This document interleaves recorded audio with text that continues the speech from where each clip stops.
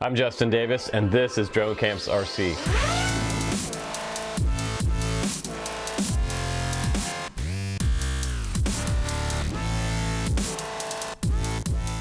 Hey guys, welcome back to the channel. I'm Justin Davis, and today I've got something in my hand that I've been waiting 6 months for. It's finally here. I got a copy of it for myself, and I'm going to run you through the quirks, and I'm going to show you some of the really cool features that this little Foxeer Box camera has. It's sort of a competitor to the original Runcam 3 that came out, but now they can't sell those stateside. But I have a copy of this Foxeer Box, and I'm wondering how it compares to the Runcam 3, and some of the features in here look to be a little bit better than the Runcam 3. So we've got 4K at 30 frames per second and a Wi-Fi controlled app. Of course, it's not really that real time, but I'll show you some of the features in here, and then we'll go out and look at some flight footage of this little Foxeer Box. Now before we get started with the specs and some of the app controlled features inside the Foxeer Box, let's go ahead and weigh it, see what you're going to add to your quad. So 74 grams you would be adding to your quad, but shooting 4K at 30 frames per second is not bad for 74 grams. And the Runcam 3 is 67 grams, a little bit lighter, but you only have 1080p 60 frames per second with that one, and 1080p on this one as well. This is the original Runcam 2, the lightest of the bunch at 50 grams. That's not too bad either. Okay, let's go ahead and get right to the point of this review. The Box 4K action camera, 30 frames per second. Is that going to be acceptable for FPV? We're going to find out in just a few minutes. But this is also for use for water sports or as an action camera. It does say that it's water resistant on here. And it does take up to 16 megapixel stills and 4K video at 30 frames per second. Like I said, it has this Ambarella A12 processor in here. And it also shoots 2.5K and down to 1080pk at 120 frames per second. So if you want to break it down a little bit, step it down for FPV, you could definitely do that and get a little faster frame rate. And it also supports stabilization, less distortion in the lens, because you have a 155-degree field of view with this camera, and you have supervision on here. And this is kind of new to me. It's maybe just going to jazz up the colors a little bit, and maybe somewhat similar to Runcam, but I have a feeling that this is much more high-tech than that, being that this camera is around the $170 mark. I thought it was actually going to be around $200 when it came out, but that's a pretty good price point at $170. Now this is the exterior of the camera. You have this sort of bolts around the front of this lens, holding this lens in. So it does look like you can replace this lens if you crashed it. Just a little star bolts here. We're all the way around the outside. I have a kit that can actually take those off, so that's nice. It also has possible ND filters that you can buy on here, so you can put various different ND filters if you'd like to. And if we can look at this a little bit closer up, if I can get the camera to focus here, I can show you the two buttons on the side right here. This is the power, this is going to be your mode button up here, and your Wi-Fi, and pushing record here. So if you press and hold, it'll actually turn the camera on just like that, and then you'll see some lights light up. This is your mode light here. You have your recording light here. You've got a microphone in the front right here, recording stereo. And right now it's sending out a Wi-Fi signal. It's letting me know that it's a little chirp here coming from that little audio jack right there. We'll just go ahead and press again and hold down on the power button. And you hear it beep 3 times and it should shut off. Up top there's a little hatch right here, and this is where the SD card goes. And this kind of spins around out of the way. Inside here too, there's a variety of different things. We have a USB port right there, and it comes with a USB cable for charging it.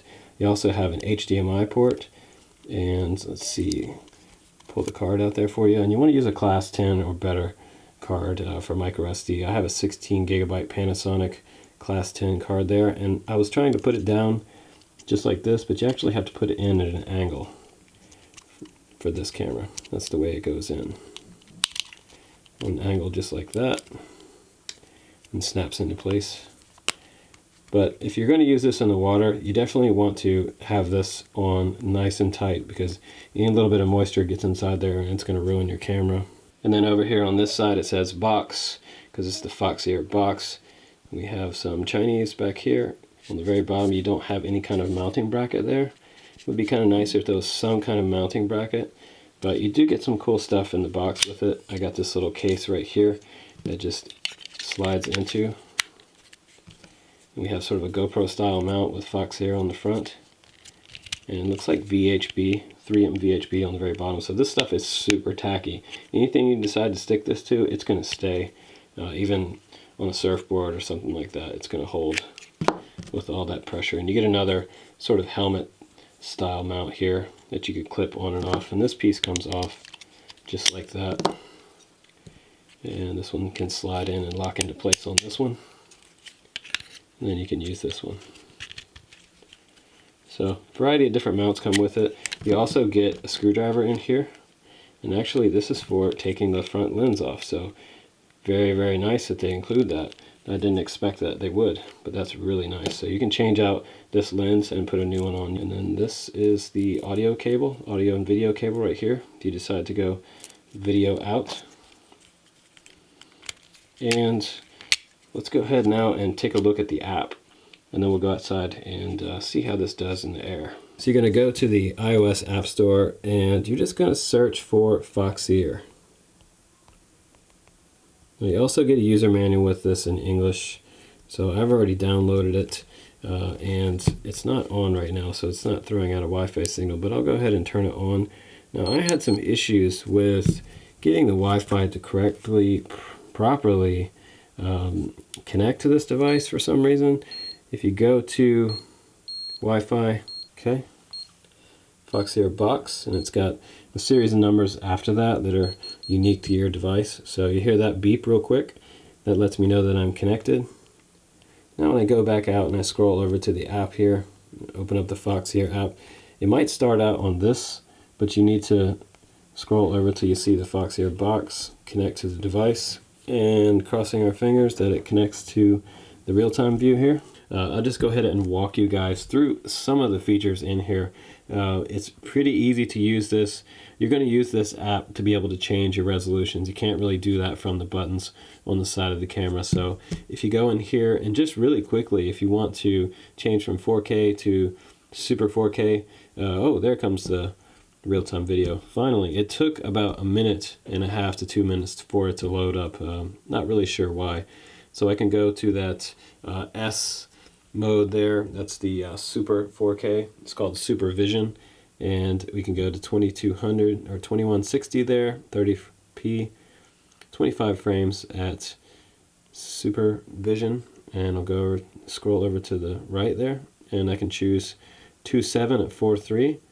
I can choose 2.7 with Supervision. I can do 2.7K there, 2.5, 1440, 1080 Supervision. So the Supervision seems to give it a little more color, and at 1080p I can shoot all the way up to 120 frames per second. So that's pretty cool if you want to do some slow-mo stuff, or 60p or 30p there.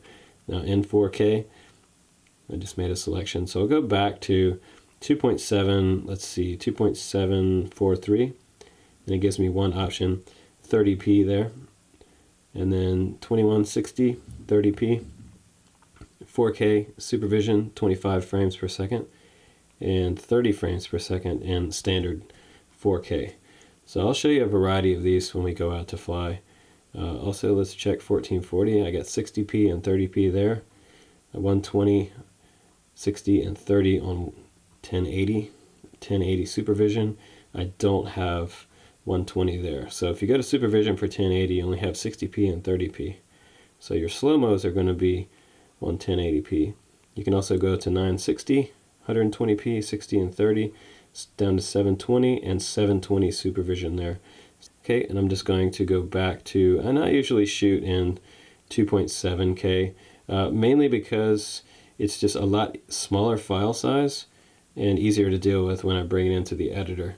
Now if I click that again, it goes away, and I can click this little camera icon right here. This is pretty cool right here. If you click this, it gives you a quick switch to do single shot modes, auto shot, timer shots, burst, video, and you can do time lapse, which is also pretty cool if you set this up on a tripod.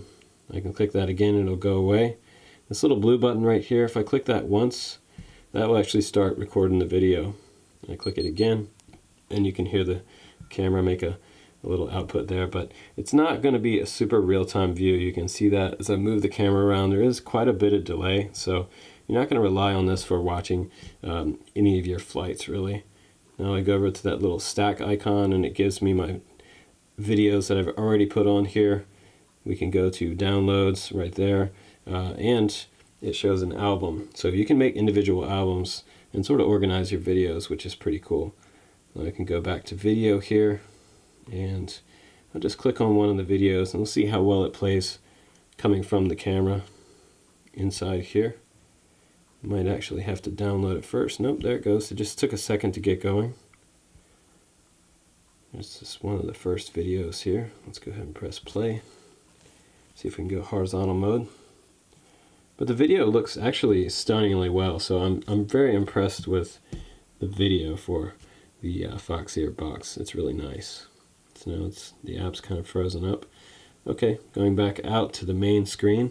And this is cool because look really closely here. You can see that it shows what mode I'm in, 2.7 at 4.3, 30 frames per second. And that shows that I'm connected to the Wi-Fi network. If it shows something different than Foxeer Box, you're connected to your home network and your real-time screen is not going to load.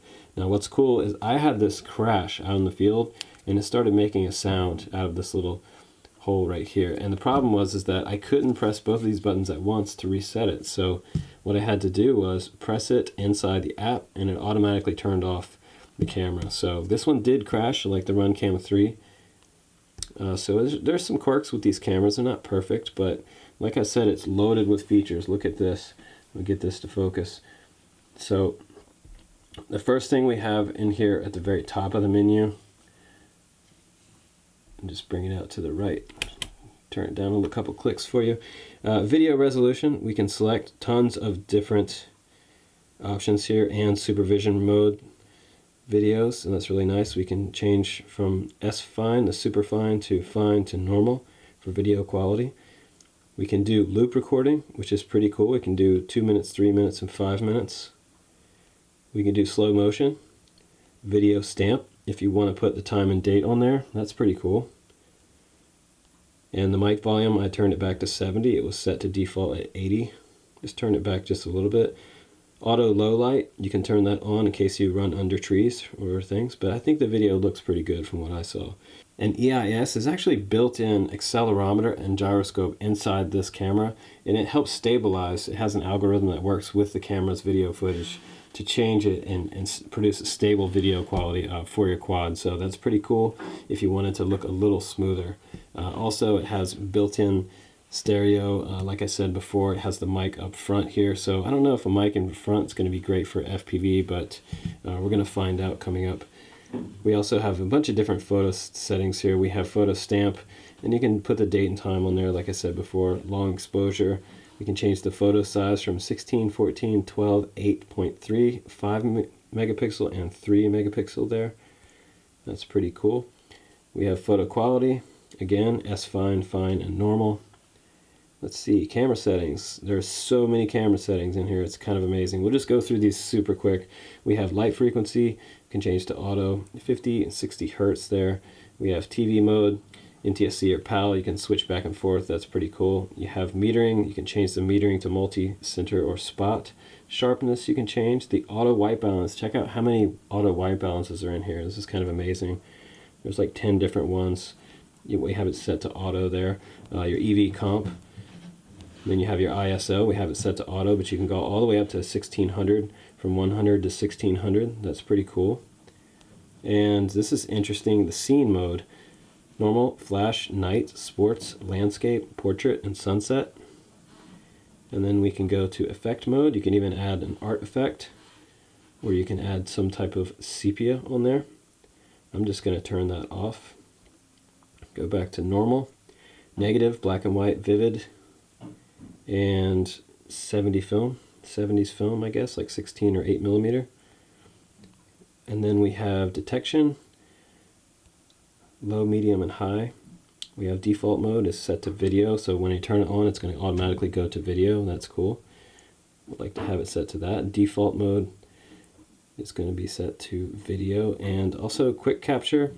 If you turn on the camera and you hold this, it'll actually do a quick capture for you.